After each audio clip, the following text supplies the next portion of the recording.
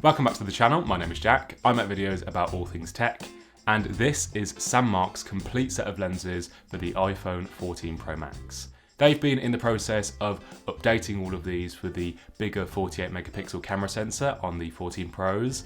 I've already tested their Tele and their 10x macro, which they sent me a few weeks back, and I got some pretty amazing shots with them. But now they've sent me the rest of their lineup. That's the wide, fisheye, the anamorphic, and a brand new lens in the set, the 100mm macro. So I've been out and I've taken some test shots to see how they look and how they work. And I have got a couple of things to say about some of these lenses before you buy. But first, I do just want to go over some of the reasons why you might want to shoot with a mobile lens. What's the benefit of them?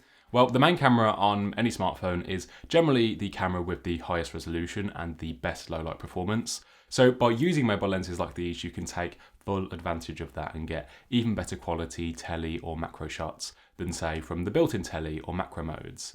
Or if you have a phone without a telephoto camera, you can add that functionality using a mobile lens. Plus, I think if you're wanting to get more into photography and video, I think that it's a great way to learn about focal lengths and composition with the phone camera that you already have, before then going out and buying a more expensive dedicated camera. SANDMARC sent me this gear for free to review, but this is not a sponsored video. These are my genuine thoughts and opinions. And there will be links to everything in the description. And if you use one of those links, you'll get 10% off your entire order automatically applied at the checkout. So thanks to SANDMARC for that. I'm using an iPhone 14 Pro Max to shoot with, but you can browse through the by device dropdown if you're using a different model to see all the lenses for all those other iPhones. All the lenses come with a zip-up carry bag, a pouch, and front and back lens caps, which is always great to have. They also come with a lens clip for mounting, but I'd definitely recommend picking up one of their Pro cases, which have these metal screw mounts built in over the main and tele camera, so you can always get the lenses lined up perfectly and securely. These 6 lenses fall into 2 groups. You've got lenses for zooming out by widening the field of view, that's the wide, fisheye and anamorphic, and lenses for zooming in with the tele and the 2 macros. So let's start first with the lenses for zooming out. And the widest lens in the entire set, this is the 10mm fisheye. All of these lenses are made from metal and glass, by the way. They feel really premium and well built. This has a super wide field of view at 210 degrees. It is far wider than even the built-in ultra wide, which sits at around 120. Naturally, it has a lot of distortion. It kind of gives you that GoPro action camera look, which makes it great for shooting with on the go for things like travel videos. Because it's so wide, it makes it really easy to record yourself with the back camera as well, as everything is basically in the shot. So really good for vlogs if that's something that you're into. And it's just something that you can just get creative with when shooting, and you can find all sorts of new angles to shoot at. But something that I have noticed is that there is some vignetting when using this for stills because of just how wide it is. So do be aware of that if you are wanting to use this for photos. I tend to find that fisheyes are more suited to videos anyway, and there's no vignetting there as the iPhone automatically sort of crops in slightly when shooting video. But that is just something that I wanted to point out. This is the 1.33 anamorphic, and these types of lenses are my absolute favourite to shoot with. They just look so cinematic. They use oval-shaped lens elements which squeeze an even wider image onto the frame horizontally, giving you that wide cinema look with black bars at the top and bottom of the frame.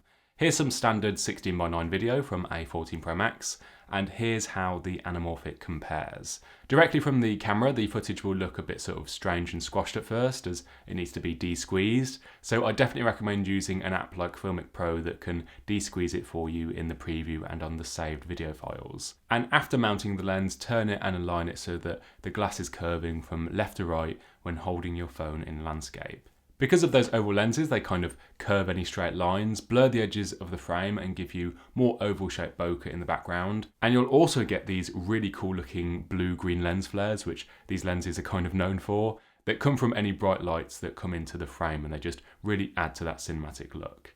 You can of course still use this for stills, but again, I tend to find that these are more suited to video with some of those optical effects.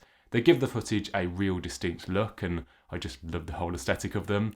And they add a whole new way to shoot with on the iPhone that just isn't possible with the native cameras on their own.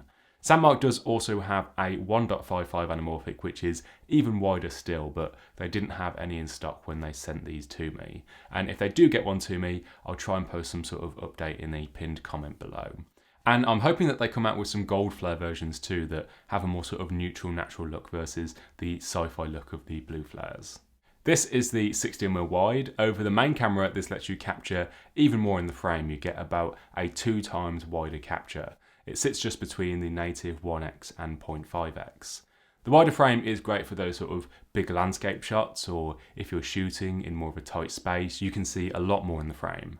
You can also use wide lenses to make things look bigger and more imposing, and again I think that they're great for travel videos and vlogging and just capturing a lot more all at once. Now at first I was impressed by some of these shots. I think that some of them look really good, but when cropping in I did notice that the lens is just a little bit soft in terms of sharpness. Things just look a little bit out of focus and there's almost like a slight glow around the edges.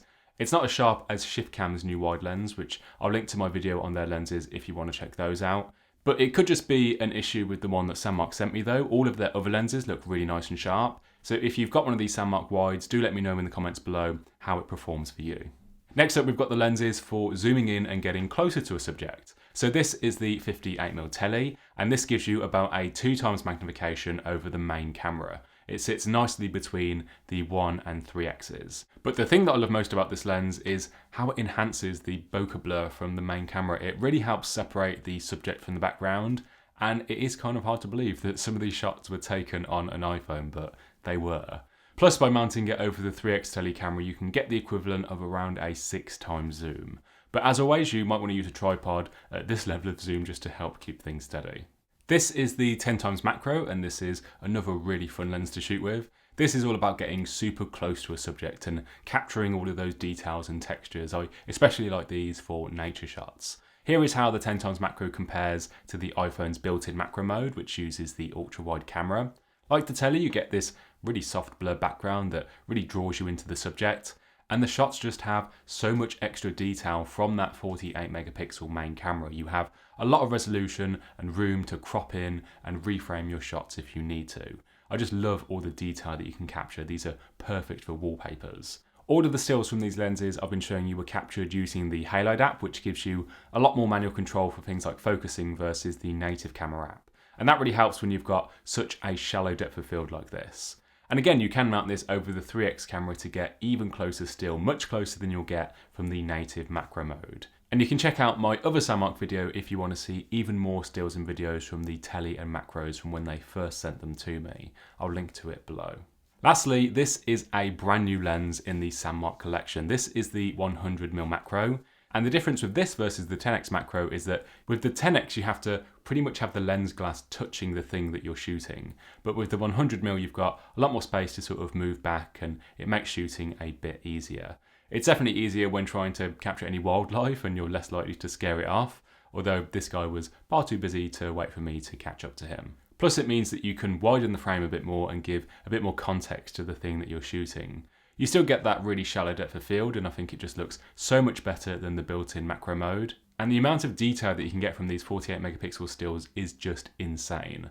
And you can still mount it over the 3x Tele camera to get even closer, but without having to physically get so close. And you can get some equally impressive shots here too. Also as well, most of these lenses do have a thread for mounting SANDMARC's filters to them, and they have a few different ones on their website like this. This is the Drama Polarizer, which can help reduce glare and reflections and enhance the colours and blues in the sky. When it comes to choosing which lenses to buy, I have a few different recommendations. I love the 2 macros. I'd highly recommend getting those if you're into your macro photography. It's pretty amazing the shots that you can get from them with all of that detail from the main camera sensor. If you can only get one of the macros, I'd say go for the 100mm, as I just find it a bit easier to shoot with. I also think that the Anamorphic is well worth getting too. It just makes everything look so cinematic, and I love that wider frame with the lens flares. It brings a whole new way to shoot with the iPhone, and you could totally shoot a short film with it, and I just think it's a great one to have if you want to practice filmmaking with it. And if you've got an iPhone that doesn't have a telephoto camera like the standard iPhone 14, then the Tele lens is a good one to get too, as you can basically turn your main camera into a longer range Tele for those further away subjects. I'll link to everything in the description, and those links will give you 10% off your entire order if you do want to pick any of these up. Hit the like button if this video helped you out, and let me know which lens is your favourite in the comments below. And if you want to see more tech videos from me, you can hit subscribe and the bell. Thanks to SANDMARC for sending me these to review, and to you for watching, and I'll see you in the next one.